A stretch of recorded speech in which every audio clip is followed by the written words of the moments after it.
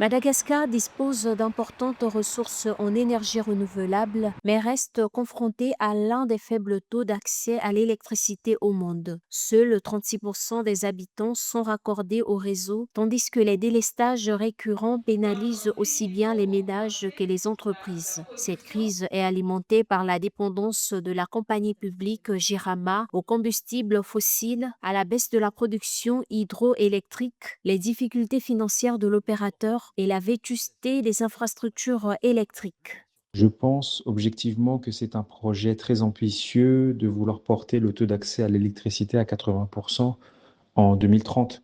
Quand on voit la situation actuelle avec les nombreux délestages et même la genèse des contestations sociales de septembre 2025, qui étaient dues justement au manque d'accès à l'eau et à l'électricité, lorsqu'on connaît également le problème récurrent de la Jirama, qui n'a pas été résolu avec l'arrivée des autorités actuelles et notamment le président de la refondation, Michael Randjanirin, je pense aussi c'est présomptueux de pouvoir penser que Madagascar pourra réunir les 7,2 milliards d'investissements qui sont nécessaires pour pouvoir atteindre cet objectif d'accès à l'électricité pour la population malagasse. Pour atteindre 80% d'accès à l'électricité et 85% d'énergie renouvelable d'ici 2030, Madagascar doit mobiliser 7,2 milliards de dollars. L'ambitieux pacte national pour l'énergie prévoit l'électrification de 500 000 foyers et 1500 km de lignes de transport. L'État sollicite le secteur privé à hauteur de 4,5 milliards de dollars, soit 60% du financement. Via la mission 300, le pays vise également le raccordement annuel de 2,2 millions de personnes grâce au mini-réseau et au solaire individuel.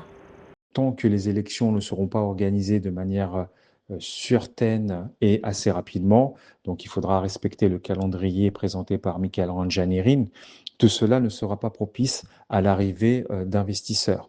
Ensuite, ce qu'il faudrait ajouter en dernier lieu, c'est que Madagascar souffre de ces infrastructures qui ne lui permettent pas de répondre aux besoins des Malagasy qui se trouvent en ruralité notamment. La Banque mondiale conditionne la réussite de cette stratégie à l'assainissement financier de la Jirama, 250 millions de dollars de déficit annuel et 400 millions d'arriérés. Un climat de confiance permettrait au privé d'ajouter 130 mégawatts d'ici fin 2026.